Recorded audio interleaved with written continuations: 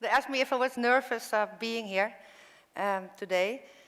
And then I thought there were two things. One thing is that I have to speak in English, and that sounds really like double Dutch, but I will try. And the second was that my boyfriend was in the audience, but I asked him to leave, and he did. So. Yeah, well, I grew up in a children's home, and then when I was 14, I started to live together with my first boyfriend. And luckily, he kicked me out of bed in the morning, so I finished my MAVO. And then, at the same time, I started working in a coffee shop. And then I made a little progression to coffee shop. And then I was 24, and I thought, you know, what shall I do with my life? Because I hate studying. I cannot concentrate, too chaotic. But I also didn't know what there was. So the other thing was that I thought, well, maybe it's not the case who am I, but more who I want to be. And then I realized, well, for me, maybe it's a bit childish, but it's very important that people like me and love me. So then I thought, well, then I just have to be lovable. And only a year ago, I found out that it was NLP, what I did by accident on myself. Because every time when I get a jealous or angry thought or something like that, I thought it away. And then, yeah, it gets more automatically. And I think that you send something in the universe, and then you attract that. So then a girlfriend of mine said, why don't you stop working behind the bar and start working as a freelance courier? Sell your motorbike and buy a car. And then, you know, you have time to think. So that's what I did. And then after 2 months, I thought, hey, this is something my brother can do, because he was sitting at home already for 10 years, right after his school. And yeah, I was not happy, depending on people around him who will supply him with money and doing nice things, because yeah, social money is not a big amount. And also his world was really small because of that. Then I phoned him up. I said, Jan, we go to the government and we're going to ask for a car, and then problem solved. And then he was like, no, well, that's not going to work. And I was, yeah, but this is such a good plan. Of course that's going to work. So we went there, and after 5 minutes, we were standing outside the door again, because they were not giving a car away just like that. And it was not just like that, because I calculated that they will get the money from the car back within a year, because they don't have to pay him any social money. Sorry, I talk so fast that it's the wind coming in my mouth. Oh.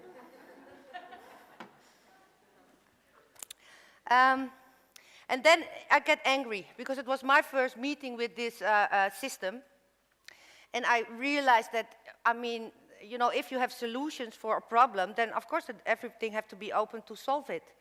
But that was not the case. And I realized that there must be more people like my brother who walked against the same wall that's called system. And yeah, but then we just have to change the system. And so then I thought, you know what, I better do it by example. I started a courier service where only people work with a difficult body, as we call it. It's chronical, ill, physically handicapped, and totally 100% in the head. And then I started with writing a letter to Henny Huisman, and he had a surprise show on television. And I said, dear Henny, can I please go in your show and tell my story, because maybe we could donate some cars, and then I can start my company. And then Henny never answered, the asshole. But because it was on paper, and then I realized, wow, I only have to follow the steps. And, well, I went to the bank and things like that, and then they said, but you need a business plan. Of course, I never heard of a business plan. And that's why it took me 2 years before I had the plan and could convince some people. Then I met Simone Brandt and Laura Rosenboom. They were the directors from Doen Participation. It's venture capital from the postcode lottery. And they just had an advice from the supervisory board to do preferably business with men around 50 with a proven track record. And then, but they thought it was such a good idea, so they just went for it, and that helped that other also came along with us. And then in September '99, I started with 5 cars and 8 drivers. 4 of them I gave already a contract permanent, because every stupid thing you can do I did. But I also really believe that that is the best way to, to get better. Because if somebody can tell you it's not smart, but if you feel that it's not smart, that it has a better result. Then in 2001, we made €5,000 profit, and 14 people were working. And then I could not find any people. And in the newspaper, there was the border of 1 million people in the, like the sick money. I don't know the word. I couldn't find it on Google either in English. And that was strange, because that, you know, you didn't have organizations yet, or just coming up where you can find people. And in my way of thinking was, well, you phone up to the UWV, as it's called, is where all the people get money from, and then you ask if you can look in their files, and if there's somebody who can be a driver, then, you know, you offer them a job.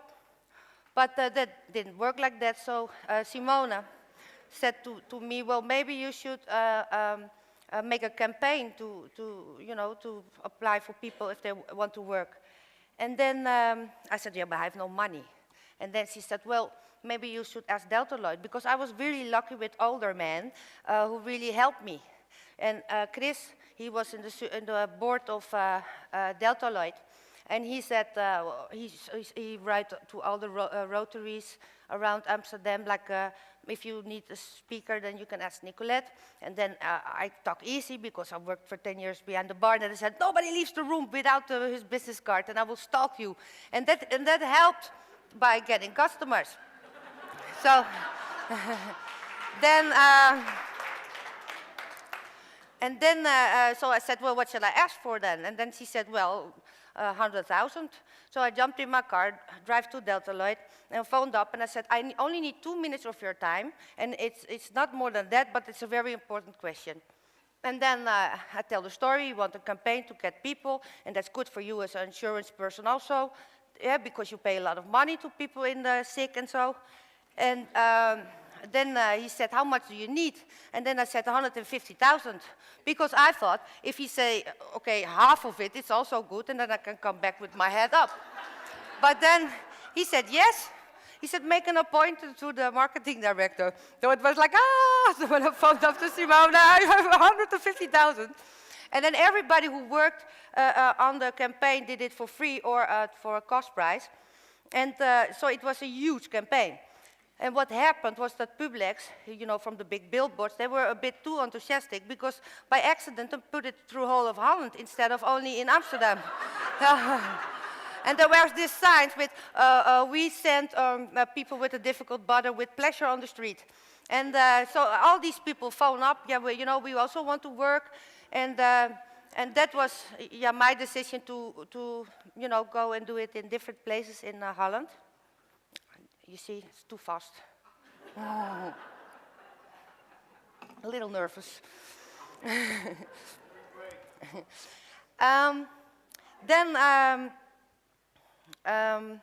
Yeah, now we belong to the top 3 of same-day delivery courier service, and are also the greenest of the 3, and doing good. We employ now, well, 60 people work with us.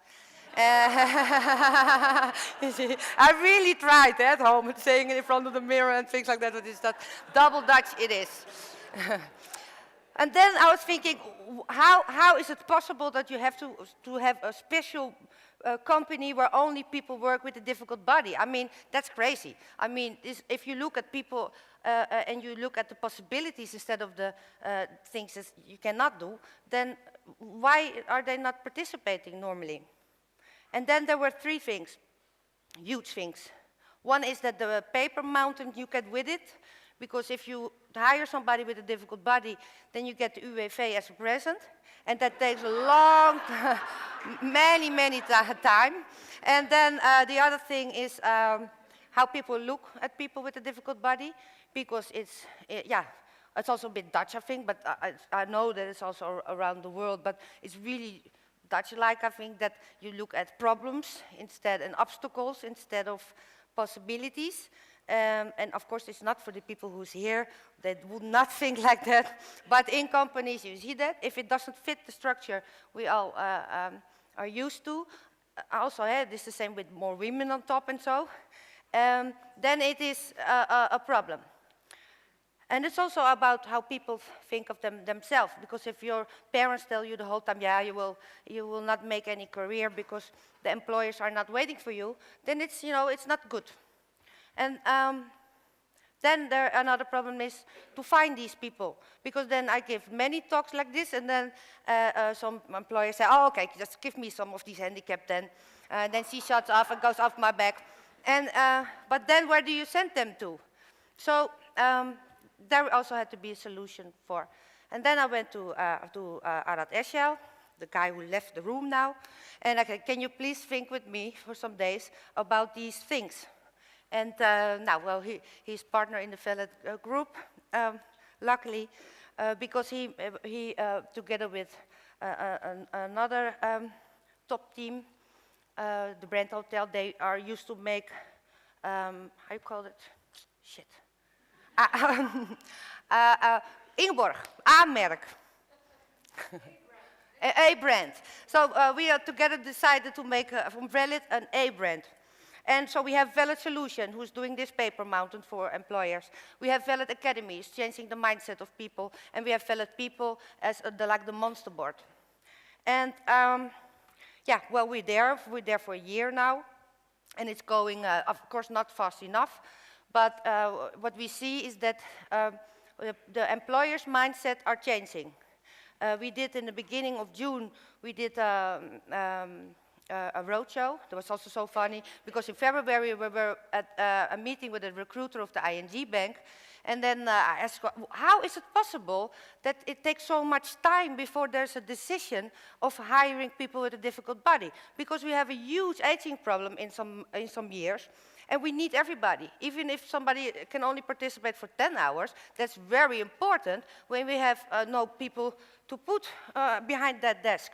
So why is it not moving? And then she said, well, because it's strange and different, you should maybe put it like the what is it now? Convenant, like you have for more women on top. And then I've never heard of that word, so when we were at home, we looked on internet, downloaded, and then replaced woman for difficult body. And then we had the basis of the convenant.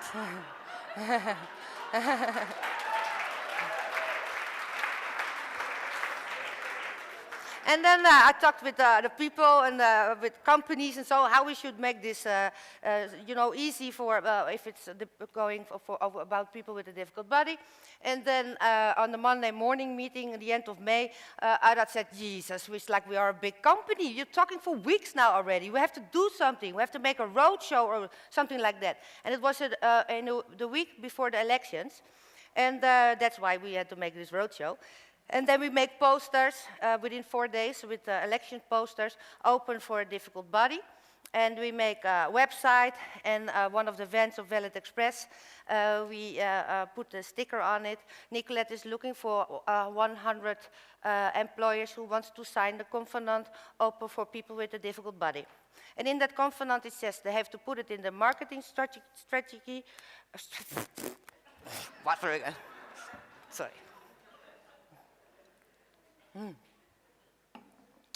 And they have to, making people be aware in the company, because, I mean, if the boss says, okay, we're going to do that, it doesn't mean that's going to happen. Because, people have to feel why it's important and why somebody is the same, even if he's missing a leg, or it's the same because he can only work for 20 hours. I mean, many mothers work only for 20 hours, and that's not a problem. So there have to be something to do of the mindset. And also, they have to be totally open, because what we do is we make a, oh god, weet ik dat weer niet. Meting, een nulmeting. A measurement about how many people you employ now with a difficult body. And what will you do to change that and things like that. Well, We started on Friday with this roadshow. On Monday, luckily, because of the election, we could talk to Balkenende, Rutte, and Cohen, like the important persons in that week. And they undersigned the covenant. And then other, like the employers also went, because they thought, wow, if you can do that, that must be something serious. And then we get ABN AMRO, SNS Real, Monster Board, and many other companies who did. So we had 103 in that week, and we are on 120 now. And now from the 1st of January, I will be the director of the Valid Foundation, because I really like that thing of convincing people and so. And then I don't have to do the sales for the Valid Group anymore. And then I will go for 1,000 in 2011. And I started my story with about I grew up in a children's home. And that was my luck, because it didn't tell me how to behave. And I didn't went to this school and education thing and so, where nobody told me how to behave. So I could do it myself and make my own interpretation about life and how you can do that. And 70% of the children who lived in children's homes, they grow up as a victim. But that's a choice. And that's also for people with a difficult body. It's a choice if you sit and feel sorry for yourself, or even if you put your energy in that little what you can do, that you do it. Because we are a society, and in Dutch the word is samenleving, living together. So we need everybody. And so we need employers who be aware of that and do something about it, because it just makes you happy to make a difference. And that was my story.